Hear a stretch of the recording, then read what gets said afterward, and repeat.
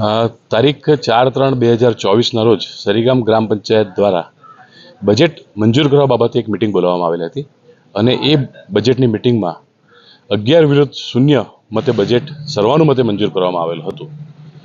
એ બજેટને તાલુકા વિકાસ અધિકારી શ્રી દ્વારા નિયમો, કલમો, પંચાયત ધારાની જોગવાઈને કાઢીને અવગણીને માત્ર બજેટ નામંજૂર કરવામાં આવે છે એમ કરીને કાગળ લખવામાં આવેલો હતો। કોઈ પણ જગ્યાએ પંચાયતની જે કાર્યરીતિ છે, નિયમો છે, એનું ફોલોઅપ કરવામાં આવેલ ન હતું અને માત્ર કાગળ લખીને એમણે કીધું કે બજેટ તમારું નામંજૂર કરવામાં આવે છે। એટલે સરીગામ ગ્રામ પંચાયતના સરપંચ શ્રી નામદાર ગુજરાત હાઈકોર્ટના દરવાજા ખખડાવ્યા કે અમારી મિટિંગ પંચાયતના ધારાધોરણ મુજબ જ બોલાવવામાં આવેલ હતી અને અમારું બજેટ મંજૂર છે। એ અનુસંધાને જ્યારે અહીંયાથી ખોટા રિપોર્ટો થયા, તાલુકા વિકાસ અધિકારી શ્રી મારફત જે વિકાસ કમિશનરની અંદર જે રિપોર્ટ મોકલવામાં આવ્યા તે રિપોર્ટ મુજબ વિકાસ કમિશનર શ્રીએ એક ઓર્ડર કર્યો, એક કાગળ લખ્યો કે ભાઈ તમારે બજેટ નામંજૂર હોય તો બજેટ નામંજૂર હોવાના કારણે તમારી સરીગામ ગ્રામ પંચાયતના સરપંચ, તમામ સભ્યો, પંચાયતની બોડી વિસર્જન કરવા માટે આ 253ની કલમ હેઠળ આવે છે। તો ત્યારે એ ઠરાવ સ્વરૂપે એક નોટિસ, કારણદર્શક નોટિસ સરીગામ ગ્રામ પંચાયતને મળેલ હતી। એ અનુસંધાને ફરીવાર નામદાર ગુજરાત હાઈકોર્ટમાં સરપંચ શ્રી સરીગામે એમણે સંપર્ક કર્યો અને સિવિલ એપ્લિકેશન 1/2024 દાખલ કરી।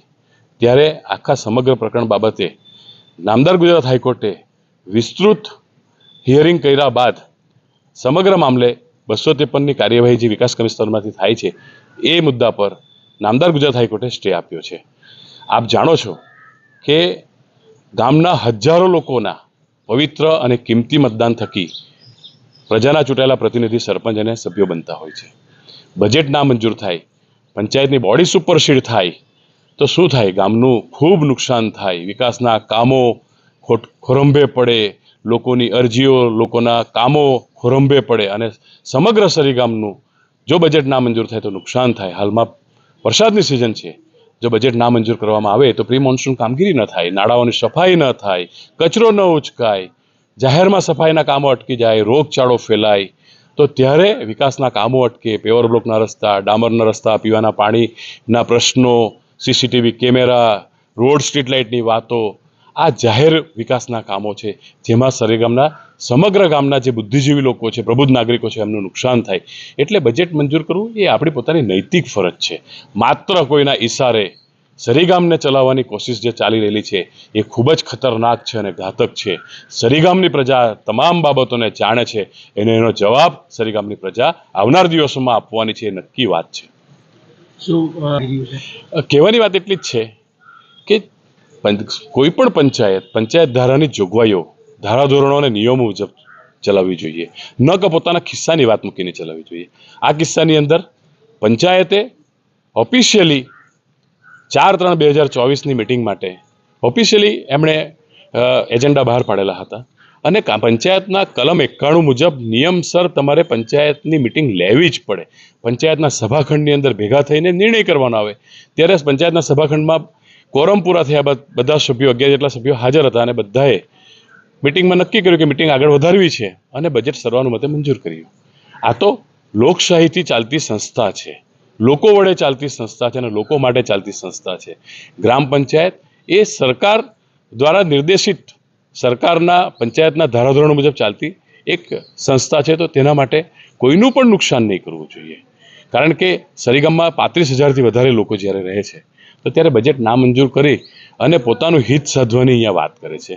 શેના કારણે સભ્યો નામંજૂર કરે છે એ કારણો તો બતાવતા જ નથી। દરેક વોર્ડની અંદર 20 વોર્ડમાં ઐતિહાસિક કામગીરી સરપંચ શ્રી સહદેવભાઈના નેતૃત્વમાં થઈ છે। સરીગામના લોકો સરીગામની આ પંચાયત બોડીથી ખૂબ ખુશ છે। તો ત્યારે માત્ર ને માત્ર કોઈના હાથા બનીને પંચાયતના સભ્યો બજેટ નામંજૂર કરીને પ્રજાના આપેલા હજારો મતને નિરર્થક કરવા માટેની જે આ પ્રક્રિયા આરંભી રહેલા છે એમાં સરીગામની ગ્રામજનોમાં ખૂબ જ નારાજગી છે। આવનાર દિવસોમાં આના થકી લોકોનું નુકસાન થશે, લોકોને ખ્યાલ છે અને લોકોની નારાજગીનું કારણ પણ સ્વાભાવિક છે। અમે આમંત્રિત સભ્ય તરીકે હંમેશા સરીગામ ગ્રામ પંચાયતને માર્ગદર્શન કર્યું છે, કાયદો બતાવ્યો છે। આજે પણ જે 4/3/2024ના રોજ જે મિટિંગ થયેલી હતી, બજેટને મંજૂર થયેલું હતું, એને બહાલી માટેની મિટિંગ હતી। નામદાર ગુજરાત હાઈકોર્ટમાં આ મેટર પેન્ડિંગ છે, તો ત્યારે આ બહાલી આપવાની બાબતને મુલતવી જ રાખવી પડે। પંચાયતના નિયમો મુજબ એક વખત જ્યારે ઠરાવ થઈ જાય પછી એને બહાલી માત્ર ઔપચારિકતા છે, પંચાયતના નિયમો કહે છે. આ કોઈ આપણે ગજવાની વાત નથી મૂકતા, કોઈ ફેક નથી મારતા. તો ત્યારે પંચાયતના ધારાધોરણ મુજબ પંચાયતો ચાલવી જોઈએ, વિકાસના કામો થવા જોઈએ. અને સરીગામની જનતા જે 35,000 લોકો છે, સરીગામ 4 કિલોમીટરની ત્રિજ્યામાં ફેલાયેલું ગામ છે, 65 ફળિયાઓ નાના મોટા આવેલા છે. સમગ્ર ભારત વર્ષના લોકો સરીગામમાં વસવાટ કરે છે. ત્યારે છેવાડાના માનવી સુધી, ગરીબમાં ગરીબ વ્યક્તિ સુધી વિકાસનો લાભ પંચાયત સરીગામ ગ્રામ પંચાયત મારફત પહોંચે, એના માટે 5 વર્ષ માટે સરીગામ ગ્રામ પંચાયતના લોકોએ મેન્ડેટ આપ્યો છે. આ મેન્ડેટની અવગણના જે કરી રહેલા છે એ ખૂબ જ દુઃખદાયક છે. કોઈના ઇશારે કોઈના હાથો ન બનવું જોઈએ. સરીગામના વિકાસને ખોરંભે ને રૂંધવા ન જોઈએ એવી મારી ફરીવાર સૌને અપીલ છે. સરીગામના વિકાસમાં ખભે ખભા મિલાવીને સરીગામને એક સ્વચ્છ, સ્વસ્થ, સુંદર અને વિકસિત સરીગામ બનાવવા માટે આપણે સૌ ભેગા મળીને આગળ વધીએ એવી જ સૌને મારી આ તબક્કે અપીલ અને પ્રાર્થના છે.